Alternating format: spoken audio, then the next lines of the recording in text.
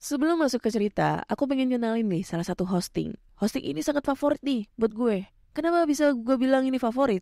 Karena hosting ini bisa menghasilkan cuan. Namanya apa? Namanya First Story. Nah, buat kalian nih yang gak tahu First Story itu apa, jadi ini adalah platform palu gada baru yang paling keren, lengkap, dan mudah untuk membuat, mendistribusi, dan mengelola podcast kamu. Di First Story ini kalian bisa menggunakan fitur-fiturnya 100% gratis. Kamu bisa mengupload episode terjadwal dan mendistribusikan podcastmu di semua platform hits podcast kesayangan kalian. First Story menyediakan customer service yang luar biasa berkat tim yang berisikan podcaster berpengalaman. Kamu bisa share podcastmu tanpa ribet dengan F-Link yang akan mencakup semua link platform dan sosial mediamu. Dengan First Story Ads, kamu bisa mengakses monetisasi yang mudah dan beneran nih bisa kamu cairkan sesegera mungkin. Tanpa biaya tambahan dan tanpa ribet. Digaris bawahi, ribet gak pakai ribet ya. Jadi tunggu apa lagi? Gunakan hosting First Story sekarang juga. Hello? Hello? Podcast Network Asia.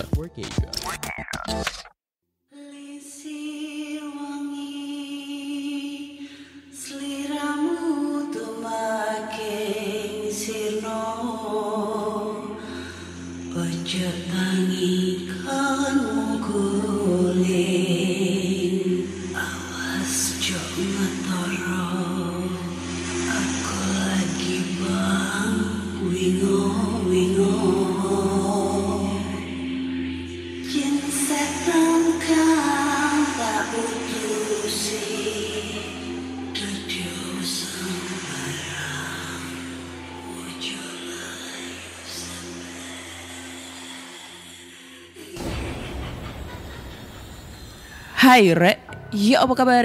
Ketemu lagi dengan aku si Anna di podcast kisah horor.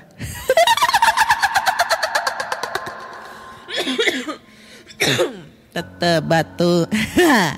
Ketemu lagi di episode 178 dan di episode kali ini akan membacakan cerita horor ataupun email berhantu yang sudah dikirimkan teman-teman melalui podcast kisah horor @gmail.com atau di Instagram podcast kisah horor serta Google Form yang tersedia di bio Instagram podcast kisah horor.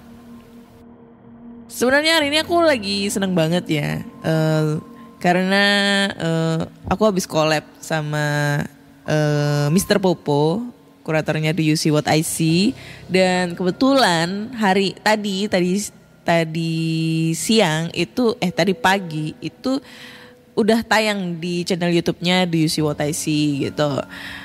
Suatu kehormatan sekali aku bisa diundang di channel YouTube-nya Mr. Popo. Padahal kemarin tuh cuma iseng-iseng aja sih, kayak bikin story di IG terus mention IG-nya dia. Nggak taunya direspon dan terus diajak collab gitu kan. Abis itu ntar bakalan podcast kisah horor bakal ada juga cerita bersama Mr. Popo di You See What I See di podcast kisah horor. Jadi nantiin aja tayangnya ya. Soalnya masih belum terrealisasi untuk collab lagi karena kesibukan waktu juga ya. Kemarin masih baru selesai satu take aja yang untuk Do You See What I See. Nah nanti bakal ada cerita baru nih, sisi Binor, bincang horor bersama Mr. Popo Do You See What I See. Yang jelas ceritanya pasti bakal serem banget ya. Tungguin aja tanggal mainnya ya, itu dah. Grogi. Ya alhamdulillah lah ya, video aku di Do You See What I See itu udah 11.000 yang nonton, padahal baru berapa jam yang lalu dia posting ya. Ya semoga bisa collab terus gitu, terus akhirnya ada suatu kerjasama yang baik di channel YouTube-nya. Kan mantap. Oke. Langsung aja kita bacakan cerita-cerita horor nih. Dan cerita pertama ini datang dari Google Form. Nih, mana tadi ya? Oh ini. Cerita pertama ini datang dari siapa nih? Bukan ini. Nah ini. Hai Kak, gimana kabarnya? Kali ini aku mau cerita kejadian horor di rumah nenekku sekitar 1 tahun lalu pas mudik. Jadi langsung saja ke ceritanya. Judulnya adalah Kejadian Pas di Kamar Nenek. Jadi, kisah ini hampir sekitar 1 tahun lalu. Nah, waktu itu aku mau mudik atau pulang kampung ke rumah nenekku di desa. Sebenarnya waktu itu aku gak mau ikut karena pernah kejadian pembunuhan anak kecil di sana. Tapi karena ortu maksain ikut, jadi aku ikutin aja omongan ortu aku. Waktu di jalan sebenarnya perasaanku udah gak enak. Soalnya inget pas itu saudara di sana pernah kesurupan. Pas lagi di jalan aku melihat seorang nenek-nenek tua yang kalau dilihat sebenarnya itu nenek harusnya gak bisa jalan karena udah tua banget. Aku gak tahu apakah itu pertanda atau bukan.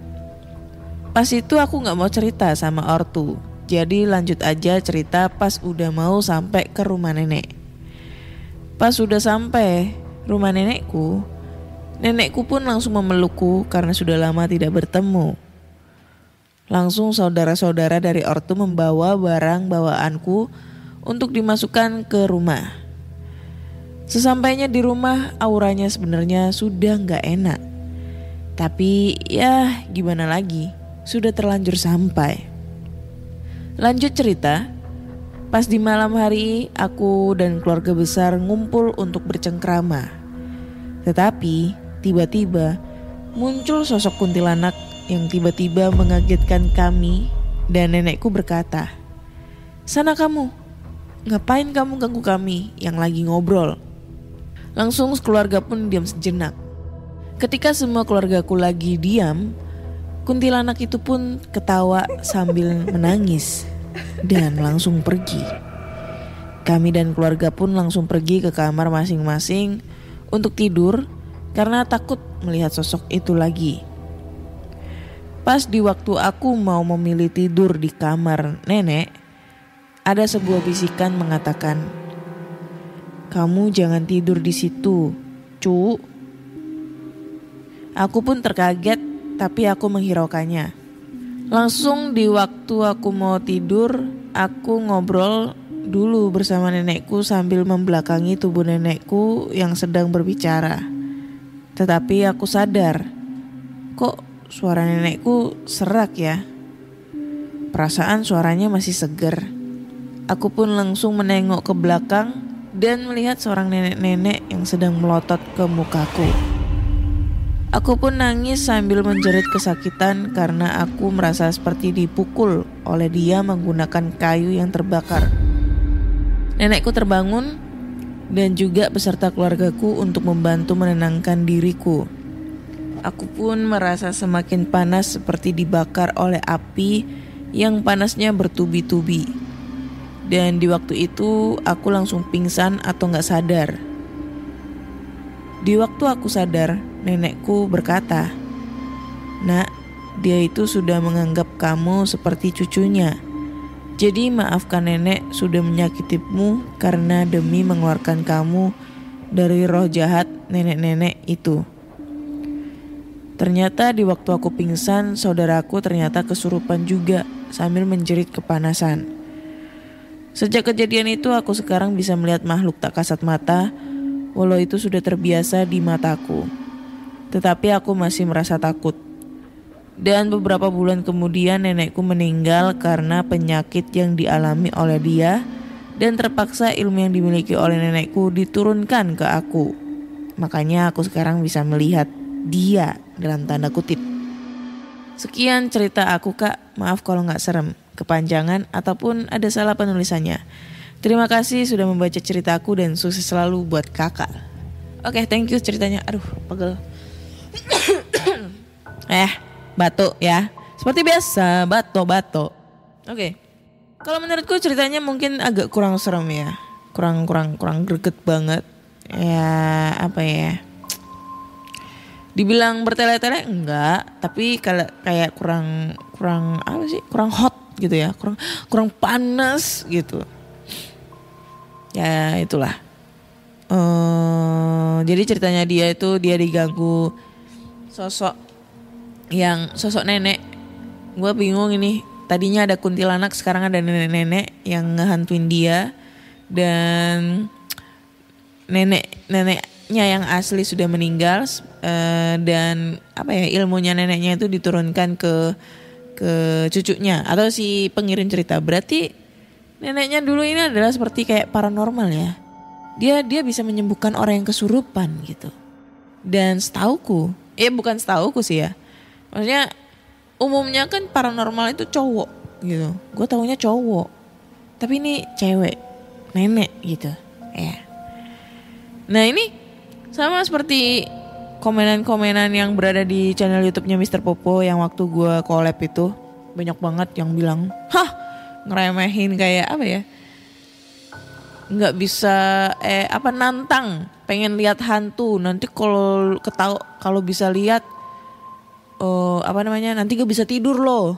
Terus ada lagi, coba ke orang pinter aja buat buka mata batin, pasti nanti bisa kebuka dan bisa ngeliat hantu, tapi jangan sampai kamu gak bisa tidur, gitu-gituin lah pokoknya. Ya mau gimana ya, gue tuh udah mencoba berkali-kali minta tolong sama temen yang emang dia dalam tanda kutip bisa kayak gitu ya, bisa buat ngebuka mata batin. Tapi rata-rata orang yang aku minta tolong itu nggak berani buat ngebuka mata batin, karena ya nggak tahu alasannya apa. Intinya mereka nggak berani, mungkin nggak beraninya itu karena takut resikonya itu nanti di akunya jadi jelek kayak gitu. Mungkin aku gak bisa tidur atau apa. Tapi yang namanya orang penasaran ya. Gue bukan orangnya skeptik, bukan. Tapi gue penasaran gitu loh. Dari dulu tuh gue penasaran. Dari kecil sampai sekarang gue tuh penasaran. Tapi kalau bisa gue minta tolong sama orang buat ngebukain tuh gak dikasih gitu loh. Nah mungkin nih buat pendengar podcast kisah horor yang punya kelebihan seperti itu, bisa kali ya minta tolong dibukain gitu loh.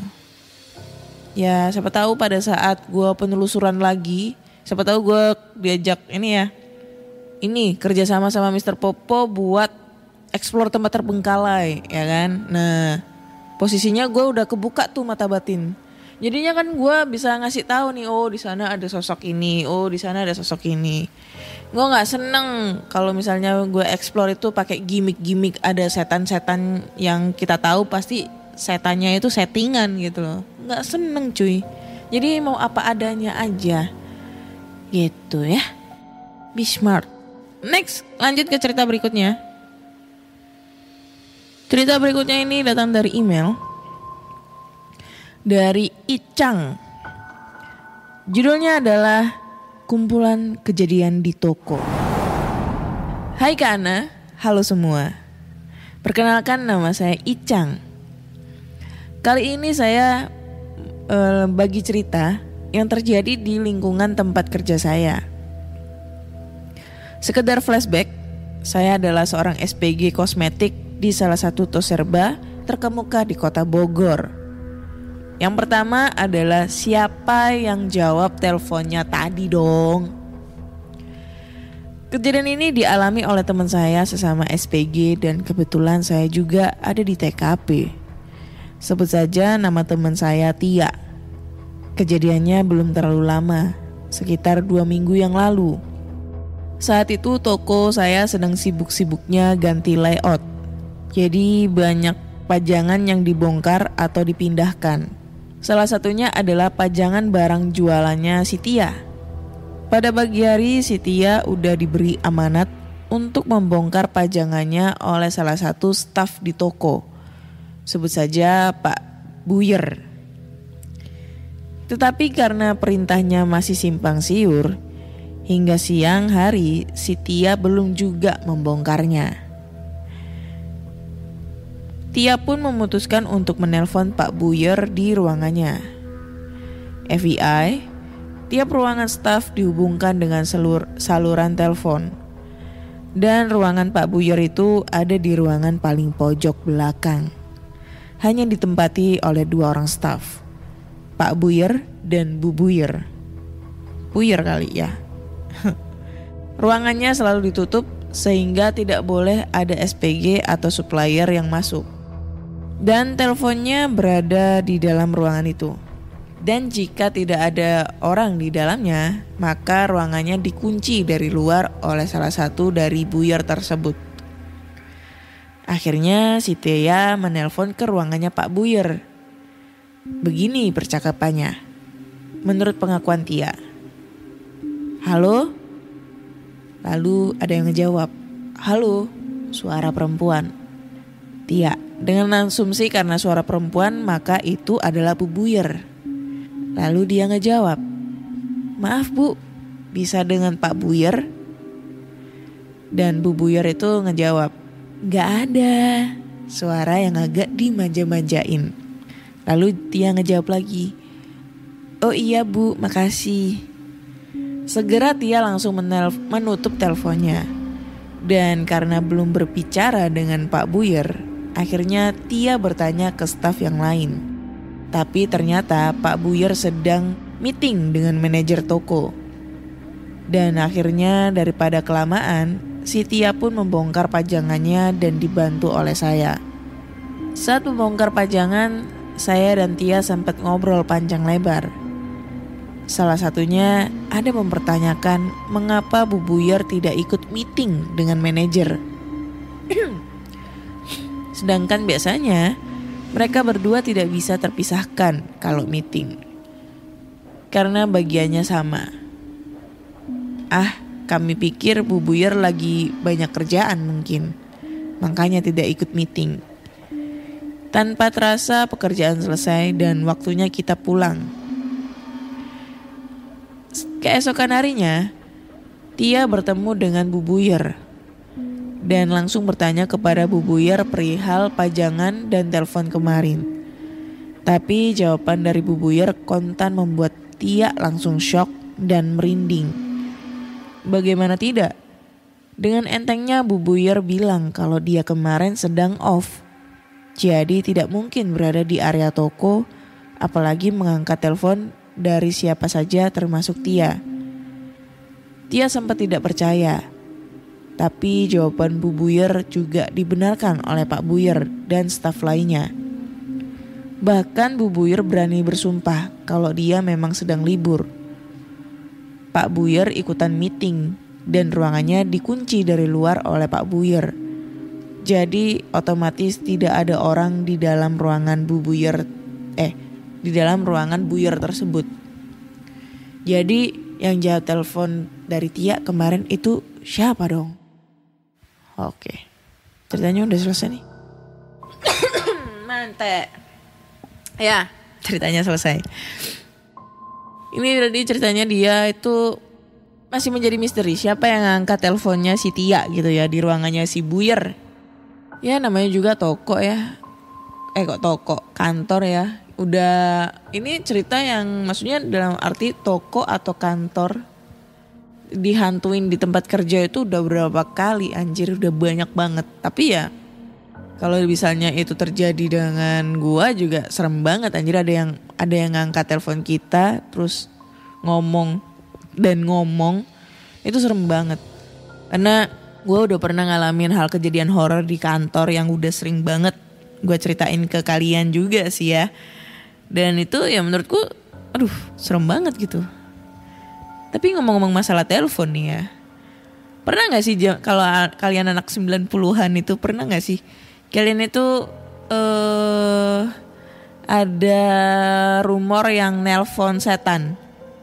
Yang kita nelpon di nomor 66666 6-nya 6 kali. Ada juga nomor 99999 gitu. Terus ada lagi nomor berapa gitu. Pokoknya nomor telepon setan-setan gitu. Terus katanya itu ada yang ngangkat, terus ada yang ngejawab. Nah kalau misalnya ada yang ngangkat, nanti kita bakal dihantuin kayak gitu deh. Intinya pernah gak? Kalau gue pernah. Zaman SD, SMP masih ada telepon umum atau wartel. Gue dulu sempet telepon di telepon umum. Aduh, anak 90-an pasti ngalami yang namanya telepon umum ya, telepon koin gitu. Gue pernah telepon di lupa nama. Ada 3 nomor, satunya 9999 terus 66666 sama berapa gitu. Coba ya kita cek ya. Nomor telepon hantu. Ntar dulu, mana sih? Tuh udah lama banget itu. Kejadian apa maksudnya rumor yang kayak gitu. Nomor telepon hantu. Iya, salah. Hantu. Maaf nih, handphonenya ganti. Nah, ini nih. Kalau banyak orang melakukan kejadian aneh setelah menerima panggilan telepon dari 6666 666 666. Jadi 6-nya ada 1 2 3 4 5 6 7 8 9 10. Ada 10 atau nomor 1666 666 66666. Mereka mendengar hal-hal aneh hingga suara menyeramkan seperti suara setan atau hantu yang selama ini digambarkan dalam film. Nih. Aneh ya. Terus ada lagi nomor telepon mana nih? Nomor ini katanya nomor telepon Sadako. Dalam budaya Jepang, angka 4 tampaknya terdengar sangat mirip dengan kata kematian. Hal ini tentu memicu ketakutan warga pada nomor telepon yang dipenuhi angka 4. Nomor teleponnya adalah 0904444444444. Empatnya ada 1 2 3 4 5 8 nih. Terus ada lagi nomor kematian Susi. Nomornya 20202020. Terus lagi ada nomor Bulgaria 0888 888 888. Nah itu dah pokoknya. Pernah nggak? Kalau gue pernah. Gue pernah yang 999 sama 6666. Tapi nggak ada yang angkat anjir, malah kena telepon interlokal mahal di warnet lagi. Zaman dulu warnet mahal banget. Nah buat teman-teman nih yang pernah punya pengalaman kayak gitu, ya bisa dong sharing-sharing ke podcast kisah horor. Pengalaman kalian nelpon nomor hantu, dijawab apa enggak gitu ya. Oke, next lanjut ke cerita berikutnya ya. Cerita berikutnya ini datang dari Mbak Wakanda Forever ya. Wakida Rahmawati. Judulnya adalah Terjebak di Dalam Hutan. Kejadiannya terjadi pada tahun 2003 dan yang mengalami adalah sahabatku sendiri. Hari itu Yoksa, nama samaran, dan beberapa teman dari UKM pecinta alam pergi ke sebuah gunung di Jawa Timur. Mereka berencana untuk membuka hutan bagian dalam, karena biasanya yang dipakai untuk ngecamp hanya hutan luar. Singkat cerita, mereka sampailah di gunung itu dan rencananya akan melakukan kegiatan membuka hutan bagian dalam keesokan harinya. Dalam usaha membuka hutan bagian dalam, mereka juga berkoordinasi dengan polisi hutan setempat. Keesokan harinya, Yoksa bersama teman-temannya beserta 1 orang polisi hutan menyiapkan diri. Mereka berdoa terlebih dahulu dan setelah itu Yoksa, 1 teman, dan Pak polisi hutan mulai masuk ke dalam hutan. Sedangkan 3 orang menunggu di hutan luar. Biar tidak tersesat, sepanjang jalan yang dibuka oleh Yoksa dan kawan-kawan diberi tanda dengan mengikat tali rafia. Hutan dalam belum pernah dijamah manusia, jadi mereka harus membersihkan semak belukar untuk membuka jalan. Setelah sampai di hutan dalam, mereka mencari sungai dan mendirikan tenda di sana. Rencananya mereka hanya menginap semalam saja. Begitu malam tiba, suasana menjadi dingin sekali. Kata Pak Polhut, kalau sudah malam sebaiknya masuk saja ke dalam tenda. Setelah menyelesaikan makan malam, mereka pun masuk ke dalam tenda. Suasana pun mulai mencekam. Perlahan-lahan terdengar suara orang berbaris mendekat, kemudian disusul suara pesawat. Di luar terdengar baku tembak dan suara-suara menggunakan bahasa asing. Kejadian itu terjadi sepanjang malam sampai menjelang pagi. Semalaman mereka bertiga tidak bisa tidur. Jadi mereka hanya bisa memejamkan mata sebentar saja. Ketika matahari sudah agak tinggi, mereka baru berani keluar dari tenda. Setelah bersih-bersih dan sarapan, mereka mulai perjalanan untuk pulang. Ketika dalam perjalanan pulang, mereka kebingungan karena tenda berupa tali rafia sudah rusak dan jalan yang mereka buat juga sudah tertutup semak belukar. Tali rafia itu bertebaran kemana-mana. Jadinya mereka kebingungan mencari jalan pulang. Mereka berputar-putar sampai sore. Akhirnya mereka memutuskan untuk kembali menginap di hutan. Malam itu kembali mereka merasakan malam yang mencekam. Semalaman mereka tidak tidur. Setelah gangguan itu menghilang, mereka sengaja tidak tidur. Maksudnya mereka akan menunggu matahari terbit. Jadi mereka bisa menentukan arah mata angin. Karena kompas yang mereka bawa mendadak rusak sejak mereka masuk ke hutan dalam. Ketika hari mulai agak tenang, mereka segera keluar tenda. Saat keluar tenda, tiba-tiba Yoksa melihat bayangan kijang melompat. Mereka segera berkemas karena dari bayangan kijang, mereka dapat menentukan arah utara. Mereka segera berjalan dan tidak lupa selama perjalanan mereka terus berdoa. Perjalanan mereka sampai di semak belukar. Tiba-tiba mereka mendengar ada orang yang memanggil nama mereka.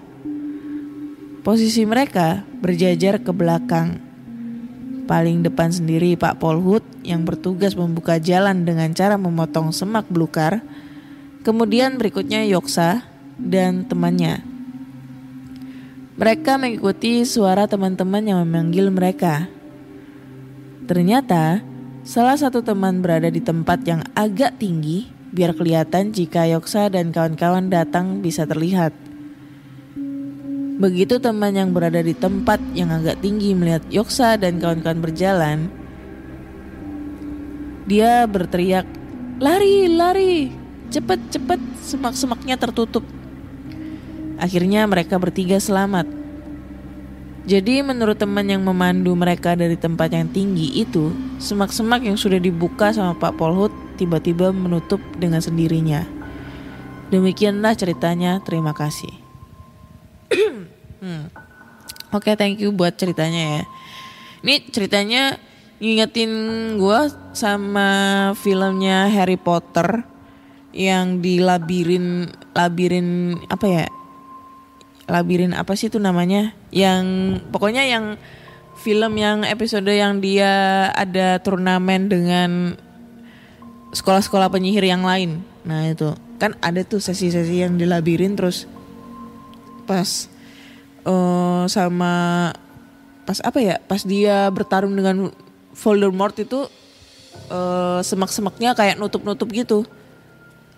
Pernah lihat gak sih? Ya kayak gitu-gitulah pokoknya. Nutup-nutup gitu labirinnya. Itu kayak ngingetin kayak gitu. Jadi pas dia sudah lewat, sudah terabas dari belakang itu labirinnya nutup gitu. Apa ya? Kayak gitulah pokoknya, balik lagi nutup gitu loh. Nggak kebuka lebar. Percaya nggak percaya? Gue kalau masalah ini gue agak nggak begitu percaya. Kurang begitu percaya untuk masalah yang semak-semak bisa nutup sendiri gitu. Tapi kalau misalnya diganggu sama penunggu-penunggu hutan kayak gitu ya percaya banget. Karena emang namanya lokasi-lokasi terbuka, lokasi alam liar atau lokasi yang seperti itu, yang namanya gunung-gunung itu pasti banyak banget penunggunya. Tapi kalau misalnya pada saat dia sudah membuka terus tiba-tiba nutup lagi, itu agak kurang percaya. Ya, kurang percaya nih. Banyak banget nih yang pada kangen gua ngehujat cerita orang nih. Ini gua gak ngehujat ya, tapi karena pendapat sendiri gitu aja sih. Nah, ngomong masalah cerita pecinta alam nih ya. Ini gue mau sedikit cerita. Jadi kebetulan tadi kan libur, terus nongkrong nih sama teman-teman apa namanya, teman-teman kampus dulu lah, sambil halal lebih halal gitu, karena udah lama banget gak pernah ketemu. Nah, ada teman aku nih, dia anak pencinta alam juga di kampus, UKM pencinta alam. Dia cerita, jadi pas tanggal 16 Mei kemarin itu kan tanggal merah. Nah, mereka pergi sama teman-teman UKM, tapi yang junior gitu loh. Jadi dia ini masih sering ke kampus gitu, masih sering ke UKM gitu loh. Buat ya main apalah segala macam, base camp gitu kan. Nah, dia bilang kalau pada tanggal tersebut mereka si teman aku, sebut aja namanya Tommy ya. Tommy ini lagi pergi ke gunung apa ya tadi tuh. Gue lupa gunung apa namanya. Bertujuh. Tommy, terus temennya satu letting, satu angkatan, terus sisanya itu junior yang masih kuliah gitu kan. Karena kita kan udah lulusan lama banget ya, 2014. Nah, mereka itu pergi ke gunung, jadi ada 7 orang, 5 cowok, 2 cewek gitu. Nah, yang cewek ini masih junior juga gitu kan. Nah, pas mereka udah nyampe ke tengah-tengah hutan, gue nggak tahu ya. Pokoknya intinya mereka yang udah nyampe setengah perjalanan lah menuju puncak. Oh, anjay. Afi dong. Jadi pas sampai pertengahan perjalanan itu salah satu temennya cowok itu sempet kayak ngeluh capek banget gitu, capek banget. Nah, katanya itu kayak berasa ada kayak berasa mikul barang yang berat banget gitu loh. Padahal tas karirnya dia itu gak begitu berat. Ya ibaratnya tuh dia cuma bawa peralatan seadanya aja gitu loh. Nah, dia tuh ngerasa kayak punggungnya tuh capek banget. Akhirnya berhenti dong di tengah perjalanan, berhenti. Nah, salah satu temennya yang lagi capek itu ngudut di sana ngerokok gitu. Nah, terus sempet dimarahin sama si Tommy, jangan ngerokok sembarangan, takutnya nanti ada percikan api sehingga ngebuat suatu timbulnya kebakaran, mikirnya kan kayak gitu kan. Sama dia dimatiin rokoknya, tapi matiinnya itu dinyonyotin di salah satu pohon gitu loh. Kayak matiin di salah satu pohon, dinyonyotin gitu loh, bukan dimatiin kayak gimana gitu. Jadi dicolok-colok di pohon biar mati apinya, itu bara apinya. Udah kan, itu gak ditahu sama si Tommy. Ternyata dia matiinnya dengan cara seperti itu gak ditahu sama Tommy. Dan ternyata si anak ini tuh juga masih pemula untuk naik gunung, baru pertama kali. Setelah sudah selesai, mereka istirahat, mereka jalan lagi menuju puncak gitu. Udah nyampe puncak, mereka bikin tenda dan niatnya itu mau bermalam lah di sana sambil ngelihat sunrise gitu kan, gitu. Nah, pas malamnya sekitar jam 11 atau setengah 12 malam, dia cerita 11 atau setengah 12 malam, itu salah satu temennya yang cewek itu kayak ngerasa pas tidur itu ada yang ngelitikin kakinya gitu. Dipikirnya itu temannya satunya, tapi teman satunya itu lagi nggak ada. Teman satunya itu lagi di luar nyanyi itu, lagi ngobrol sama teman-temannya yang lain. Nah, dipikirnya hewan, dicari nggak ada apa-apa. Udah tuh tidur lagi. Nggak lama lagi ada yang gelitik-gelitik lagi. Terus dicari lagi nggak ada. Terus tidur lagi sampai 3 kali ada yang gelitik. Akhirnya dia sebel, dia keluar. Terus ngomong, "Lu gelitikin kaki gua ya?" digituin. Terus kata temannya yang cewek itu, "Enggak, gua dari tadi di sini aja ngobrol, ngopi sama anak-anak," digituin. Nah, karena dia tuh nggak cerita kalau abis digelitik-gelitikin gitu. Maksudnya nggak melanjutkan ceritanya lagi gitu. Dan akhirnya mereka nimbrung bareng lagi. Nimbrung si cewek ini nimbrung, anggap aja si Mbak A ya. Mbak A ini nimbrung buat ngobrol-ngobrol juga gitu. Nah nggak lama kemudian temennya yang ngerasa punggungnya berat tadi itu kesurupan hebat banget, kayak teriak-teriak. Abis itu kayak apa sih namanya tuh, kayak gali-gali tanah itu tapi pakai tangannya sendiri kayak gitu. Terus habis itu kayak mukul-mukul pohon kayak gitu-gitu. Pokoknya kesurupannya itu liar banget.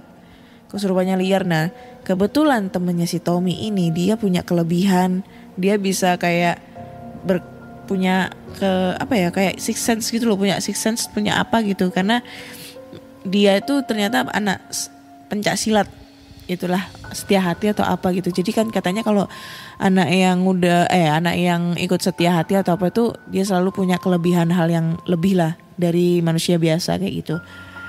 Nah pas ditanya itu katanya yang ngerasukin adalah penunggu hutan dan mereka marah dengan salah satu anggota itu yang udah ngerusak rumahnya. Ngerusaknya dengan cara yang tadi nyonyotin puntung rokok di pohon. Itu dah. Akhirnya dia kesurupan, terus nggak tahu katanya ceritanya kayak negosiasi apa gitu. Akhirnya si yang kesurupan itu sadar. Ya pokoknya kayak gitu-gitu sih ceritanya. Gua agak lupa tadi ceritanya soalnya sambil ketawa-ketawa jadi agak kurang fokus. Intinya sih dari pesan moralnya, kalau di dalam hutan atau dimanapun kalian berada, tolong jaga sopan santunnya, jangan buang sampah sembarangan, jangan pipis sembarangan juga, terus jangan berkata kasar kayak gitu di sana, karena hutan juga punya penunggu yang ibaratnya kalau kita masuk di rumah orang itu kita harus punya sopan santun gitu supaya yang punya rumah itu segan sama kita. Kayak gitu kurang lebihnya ya. Jadi kalau menurut gua kalau ada pohon semak-semaknya tiba-tiba ketutup sendiri itu gua kurang percaya. Terserah lu mau ngomong apa anjir. Oke. Cerita terakhir ini datang dari email lagi. Judulnya adalah Kejadian Aneh Setelah Tabrakan Kereta dan Mobil. Wah, dari judulnya aja kelihatan kayaknya serem banget nih. Kejadian ini terjadi sekitar bulan September 2015. Kejadiannya terjadi di kotaku, Jember. Ada peristiwa tabrakan antara kereta api dan mobil tak jauh dari lokasi rumahku. Di jalan besar yang cukup ramai arus lalu lintasnya. Penyebabnya sampai kecelakaan itu terjadi memang masih simpang siur. Bukan bermaksud untuk mengadili petugas jaga perlintasan kereta api saat itu. Tapi kabar yang kudengar kalau petugas jaga itu tidak ada di tempat saat kereta api melintasi jalan itu. Sehingga palang pintu kereta tidak ada yang menutupnya. Dan terjadilah kecelakaan tersebut. Posisi rumahku berada paling pojok dari kampungku berbatasan dengan sungai dan pematang sawah yang luas sejauh mata memandang. Setelah itu jalur rel kereta api sehingga kami dapat melihat kalau ada kereta api melintas dari rumah kami. Yang aku ingat kejadiannya terjadi pada hari Minggu, sekitar jam 9 pagi. Saat itu aku dan keluarga berada di rumah. Simbahku tiba-tiba ingat kalau kereta yang biasanya lewat jam 8:30 pagi belum lewat. Simbahku hafal sekali jadwal jam kereta api lewat. Karena aku dan ibu saat itu sedang memasak, jadi tidak terlalu memperdulikan omongan Simbah.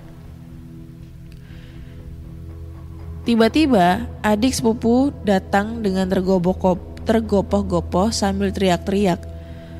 "Bude, kereta apinya nabrak mobil di depan ruko." Tentu saja satu rumah kaget mendengar kabar itu karena kami tidak mendengar ada suara benturan atau suara keras semacam itu. Adik kandungku dan suamiku segera menuju ke lokasi kejadian dengan naik motor berboncengan. Dan kami pun hanya menunggu berita dari mereka sambil melanjutkan masak. Dari cerita keduanya, ternyata keretanya menabrak mobil yang melintas karena palang pintu kereta tidak tertutup. Dan mobil terseret sampai sejauh kira-kira 500 meter. Tentu saja kondisi mobil rusak parah sekali. Demikian juga dengan ketujuh penumpang yang ada di dalam mobil tersebut. Tidak ada yang selamat. Semua meninggal dunia. Bahkan suamiku cerita, ada penumpang sampai bola matanya terlepas saat tabrakan itu terjadi. Anjir lah. Gak bisa bayangin anjir. Dengan susah payah akhirnya ketujuh korban bisa dikeluarkan dari dalam mobil itu yang ringsek parah tersebut. Dan jasad mereka untuk sementara diletakkan di depan ruko yang tak terpakai itu sambil menunggu kedatangan ambulans yang akan membawa ketujuh jenazah itu ke rumah sakit untuk diotopsi. Dari cerita-cerita yang pernah aku dengar setelah kejadian tersebut, beberapa malam setelah kejadian, mulailah muncul cerita-cerita seram di sekitar lokasi kejadian. Kejadian pertama dialami oleh sepasang kekasih yang memanfaatkan ruko kosong itu. Karena kondisinya yang gelap, jadi ruko itu sering dipakai anak-anak pacaran, tapi gak modal. Sedang asik-asiknya pacaran, tiba-tiba mereka melihat penampakan pocong sedang lompat-lompat dari rel menuju ruko itu. Tentu saja mereka ketakutan. Mereka langsung tancap gas meninggalkan ruko. Setelah kejadian itu, ruko jadi sepi, gak ada yang pacaran. Kejadian berikutnya dialami oleh seorang ibu warga perumahan dekat rumahku. Dia biasanya jam 8 malam jemput anaknya yang les. Dia selalu lewat jalan depan ruko itu. Sebenarnya bisa lewat jalan besar, tapi harus melewati lampu merah, jadi dia males. Lebih enak lewat jalan depan ruko, dan selama ini tidak ada yang aneh-aneh dialami kalau lewat depan ruko itu. Ketika lewat jalan di depan ruko itu, dia agak mengurangi kecepatannya karena memang penerangan di sana kurang. Tiba-tiba dia mendengar suara orang minta tolong. Dia kaget dan menghentikan motornya. Dia pertajam pendengarannya. Terdengar lagi suara, "Tolong, tolong." Ternyata asal suara itu dari arah rel kereta. Dia ingat kejadian kereta nabrak mobil itu. Dia langsung ngebut, gak toleh kanan kiri. Dan setelah kejadian malam itu, kalau menjemput anaknya les, dia memilih lewat jalan besar daripada ditampakin wujud yang gak ada enak-enaknya untuk dilihat. Nah, kejadian terakhir dialami oleh tetanggaku yang berprofesi tukang bakso. Dia keliling dari sore sampai malam hari. Pulangnya tergantung habisnya baksonya. Dia sebenarnya tipe orang pemberani. Tahu sendiri kan, tukang bakso kalau keliling kadang melewati tempat-tempat sepi dan gelap. Malam itu dia dengan santai mengayuh gerobak baksonya. Tiba-tiba dia mendengar suara minta tolong. Dia sih cuek-cuek saja, tetapi santai mengayuh gerobak baksonya. Keesokan malamnya dia kembali melewati jalan itu. Ketika pas lewat dekat TKP, tiba-tiba gerobaknya terasa berat dan susah banget pedalnya di kayu.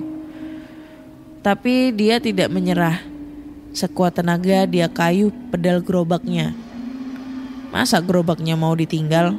Kan sayang, takut dicuri orang. Akhirnya sampai juga dia di rumahnya. Sampai beberapa hari, bapak penjual bakso itu sementara gak mau jualan keliling lagi. Selain masih trauma dengan kejadian semalam, kakinya terasa pegal-pegal. Karena baru kali ini dia digodain sampai separah itu. Mungkin hantunya sebel juga sama si tukang bakso itu. Kok cuma didengerin suara aja, dia gak takut. Jadi dicoba metode lain untuk menakut-nakuti membuatnya sengsara. Demikian cerita dari aku, Kak. Mohon maaf kalau ceritanya kurang seram. Semoga bisa menghibur di tengah malam para pendengar podcast kisah horor. Wassalamualaikum warahmatullahi wabarakatuh. Waalaikumsalam warahmatullahi wabarakatuh. Aduh, pegel cuy. Gue mau komen apa ya? Gue kira dari judul serem banget gitu ya. Ternyata masih biaja. Masih ya kurang greget lah. Di episode ini cerita-ceritanya masih kurang greget kalau menurut aku ya. Kurang serem gitu. Tapi tapi ngomong-ngomong masalah perlintasan kereta api di daerah Jember ya. Emang sih di daerah sana itu apa ya? Masih rawan, masih apa ya? Serem juga sih jalannya. Kenapa gue bisa bilang nggak gitu? Karena udah bolak-balik sih lewat ke Jember, kalau nggak gitu ke mana tuh? Nggak deng, kalau ke Banyuwangi kemarin nggak lewat Jember sih. Tapi gue dulu pernah ke Jember sih, udah bolak-balik waktu zaman gue masih punya mantan orang sana. Bukan orang sana, kerja di sana gitu, suka nyamperin gitu ke Jember kan. Dan perjalanannya itu lumayan ekstrim. Kenapa gue bisa bilang lumayan ekstrim? Karena jalannya selain gelap, terus berkelok-kelok, selain itu juga rawan kecelakaan. Gila, sumpah itu kalau kalian tahu rel kereta apinya rata-rata di sana itu masih ditungguin orangnya tuh bukan yang otomatis. Maksudnya yang pakai mesin gitu, yang tinu ninu ninu, bukan.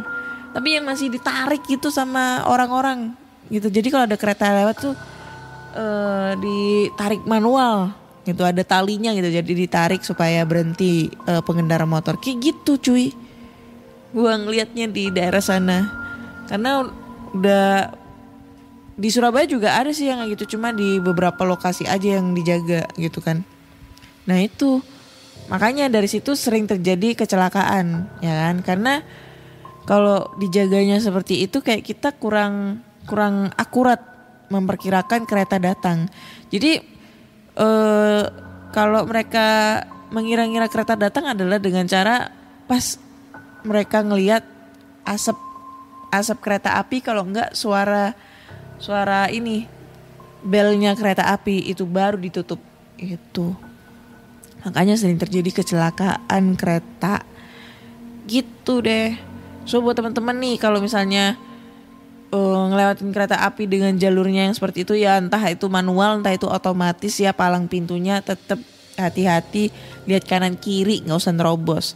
Dan gue masih penasaran sampai sekarang, katanya kalau semisalnya kita ngelewatin rel kereta dengan posisi keretanya itu hampir mendekati kita, itu pasti mesin mobil atau mesin motor di tengah-tengah rel itu pasti bakal mati.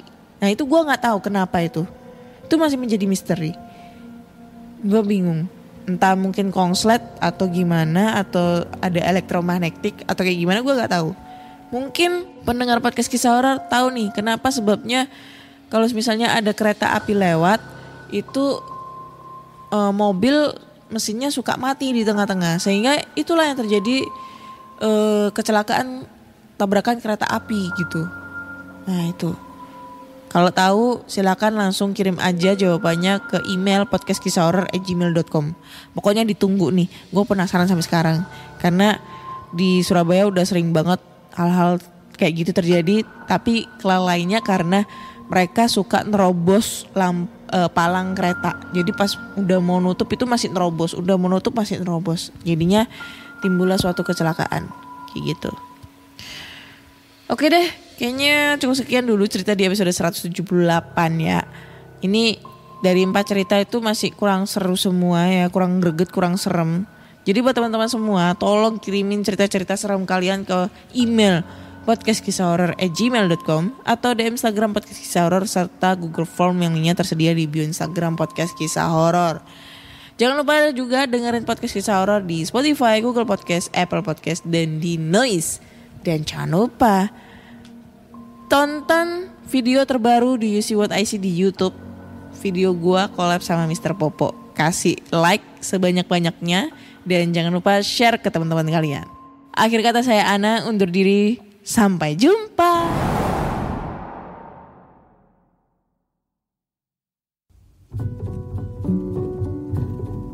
Pandangan dan opini yang disampaikan oleh kreator podcast, host, dan tamu tidak mencerminkan kebijakan resmi dan bagian dari Podcast Network Asia. Setiap konten yang disampaikan mereka di dalam podcast adalah opini mereka sendiri dan tidak bermaksud untuk merugikan agama, grup etnik, perkumpulan, organisasi, perusahaan, perorangan, atau siapapun dan apapun.